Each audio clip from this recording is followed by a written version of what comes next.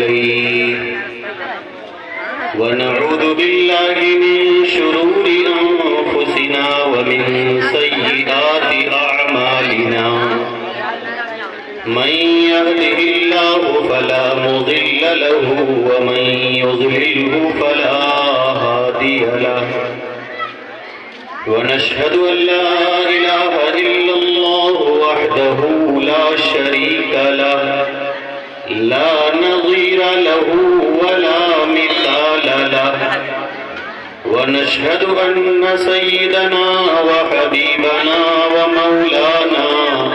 محمدا عبده ورسوله أما بعد فأعوذ بالله من الشيطان الرجيم بسم الله الرحمن الرحيم ولقد أنزلنا إليكم كتابا فيه ذكركم أفلا تعقلون وعن أبي سعيد الخدري رضي الله تعالى عنه قال سمعت رسول الله صلى الله عليه وسلم يقول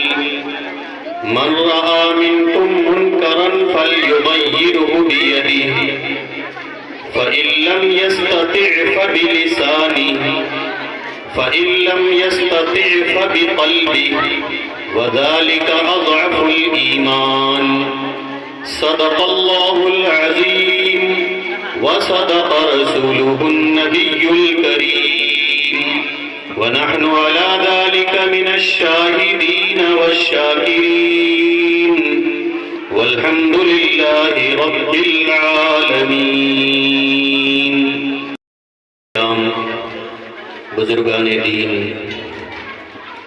پس پردہ بیٹھی ہوئی میری عزت ماؤں اور بہنوں، محترم بھائیوں، دوستوں اور بزرگوں، اس سلسلے کا پروگرام جب پچھلے سال منعقد ہوا تھا تو عزیزم قاری محمد عامر صاحب نے مجھے دعوت دی تھی، لیکن میں حاضر نہیں ہو سکا تھا. تو اس مرتبہ جب انہوں نے دعوت دی تو اگرچہ کئی دنوں سے طبیعت ناساز ہے، سخت کھانسی اور سردی کا شکار ہوں، اس کے باوجود میں نے حاضری کو لازم سمجھا. اللہ تبارک و تعالیٰ سے دعا کیجئے کہ اللہ تبارک و تعالیٰ مجھے صحیح اور سچی باتیں کہنے اور ہم سب کو ان پر عمل پیرا ہونے کی توفیق عطا فرمائے. یہ اللہ تبارک و تعالیٰ کا ہمارے اوپر بہت بڑا کرم، اس کا لاکھ لاکھ احسان اور بے انتہا فضل ہے کہ اللہ نے ہم سب کو ایمان کی دولت سے نوازا ہے اور دین اسلام جیسا کامل و مکمل اور افضل و اعلیٰ دین عطا فرمایا ہے. دنیا میں آج جتنے بھی مذاہب ہیں، جتنے بھی دین ہیں، ان تمام مذاہب اور تمام ادیان میں دین اسلام سے زیادہ کامل و مکمل اور دین اسلام سے زیادہ پیارا دین کوئی نہیں ہے، کیونکہ اللہ کے نزدیک جو سچا اور پسندیدہ دین ہے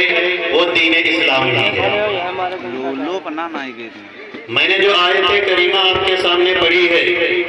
اس آیت کا سیدھا اور سادہ سا مطلب یہ ہے کہ ہمارے دین اسلام کی جو کتاب ہے قرآن کریم، یہ قرآن صرف تلاوت اور برکت کے لیے نہیں ہے، بلکہ اللہ کے نبی سرکار دو عالم صلی اللہ علیہ وسلم پر نازل ہونے والی اس آخری کتاب میں ہماری کامیاب و کامران زندگی کا نقشہ ہے، ہماری کامیابی اور کامرانی کا نسخہ موجود ہے. اللہ تبارک و تعالیٰ فرماتا ہے وَلَقَدْ أَنزَلْنَا إِلَيْكُمْ كِتَابًا فِيهِ ذِكْرُكُمْ أَفَلَا تَعْقِلُونَ، کہ ہم نے تمہاری طرف ایک ایسی کتاب نازل کی ہے جس میں تمہاری پوری زندگی کی رہنمائی موجود ہے، تو تم غور کیوں نہیں کرتے ہو؟ دین اسلام اور دنیا میں دوسرے جتنے بھی دین اور مذہب ہیں واضح اور بڑا فرق یہ ہے کہ اسلام کے علاوہ جتنے بھی دین ہیں ان میں کچھ عقائد ہیں، کچھ عبادتیں ہیں، کچھ مناجات اور منتر ہیں، اور انہی کو دین سمجھا جاتا ہے۔ کسی بھی دین میں زندگی گزارنے کا مکمل دستور اور زندگی گزارنے کا طریقہ موجود نہیں ہے۔ تمام دینوں میں صرف دین اسلام ہی ایک ایسا دین ہے جو صرف مسجدوں اور عبادتوں تک محدود نہیں ہے، جو صرف مصلوں اور نمازوں تک محدود نہیں ہے، بلکہ اللہ کے نبی سرکار دو عالم صلی اللہ علیہ وسلم کے لائے ہوئے اس دین میں انسانی زندگی کے ہر پہلو کے لیے تعلیمات موجود ہیں۔ زندگی کا کوئی گوشہ ایسا نہیں ہے جس کے بارے میں دین اسلام نے تعلیم نہ دی ہو، زندگی کا کوئی پہلو ایسا نہیں ہے جس کے بارے میں ہمارے دین نے ہماری رہنمائی نہ کی ہو۔ دین صرف نماز اور روزے کا نام نہیں ہے، دین صرف عقائد اور عبادتوں کا نام نہیں ہے، بلکہ ہمارے آپس کے تعلقات کیسے ہونے چاہیے، ہمارے معاملات کیسے ہونے چاہیے، ہماری معاشرت اور ہمارا رہن سہن کیسا ہونا چاہیے، ہماری دوستی اور دشمنی کی حد کیا ہونی چاہیے،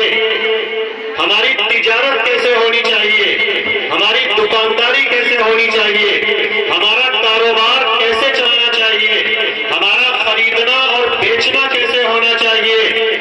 معاشرے میں پھیلی ہوئی برائیاں کیسے دور ہوں، سماج میں پھیلا ہوا ظلم و ستم اور جرائم کیسے روکے جائیں، یہ ساری باتیں دین میں داخل ہیں، بلکہ عین دین ہیں۔ آج افسوس کی بات یہ ہے کہ ہم میں سے بہت سے لوگوں نے یہ سمجھ رکھا ہے کہ دین صرف نماز روزے کا نام ہے۔ وہ یہ سمجھتے ہیں کہ ہم بس نماز پڑھ لیں گے، رمضان المبارک کے روزے رکھ لیں گے اور ہم سچے پکے مسلمان ہو جائیں گے، ہم کامل و مکمل اور بہت بڑے دیندار ہو جائیں گے۔ تو یاد رکھیے کہ نماز یقیناً دین کی سب سے اہم عبادت ہے، اور جو شخص جان بوجھ کر نماز کو چھوڑتا ہے وہ شریعت کی نظر میں بہت بڑا مجرم ہے۔ روزہ یقیناً دین کی بہت اہم عبادت ہے، اور اگر کوئی بلا عذر روزے کو چھوڑتا ہے تو شریعت کی نظر میں بہت بڑا گنہگار ہے۔ لیکن یہ بھی حقیقت ہے کہ دین صرف نماز روزے کی پابندی کا نام نہیں ہے۔ ایک کامل و مکمل مسلمان، سچا پکا اور مکمل دیندار اسی وقت بن سکتا ہے جب عقائد اور عبادتوں کے ساتھ ساتھ اس کے معاملات بھی شریعت کے مطابق ہو، اس کا لین دین بھی شریعت کے مطابق ہو، اس کا کاروبار بھی شریعت کے مطابق ہو،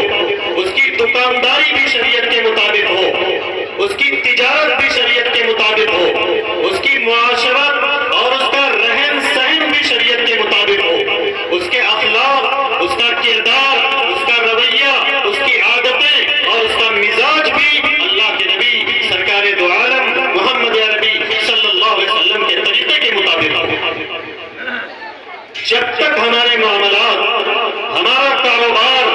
ہمارا لین دین، ہمارا خریدنا اور بیچنا، ہمارا رہن سہن، ہمارے اخلاق، ہمارا کردار، ہمارا مزاج شریعت کے مطابق نہیں ہو جاتا ہے، ہم سچے پکے مسلمان اور دیندار کہلانے کے مستحق نہیں ہو سکتے۔ دین صرف نماز روزے کا نام نہیں ہے، دین میں عقائد بھی ہیں، دین میں عبادتیں بھی ہیں، دین میں معاشرت بھی ہے، دین میں معاملات بھی ہیں، اور دین میں اخلاق بھی ہیں۔ اسی لیے اللہ تبارک و تعالیٰ نے قرآن کریم میں اور ہمارے نبی سرکار دو عالم صلی اللہ علیہ وسلم نے احادیث میں ایسے ایسے اصول بیان فرمائے ہیں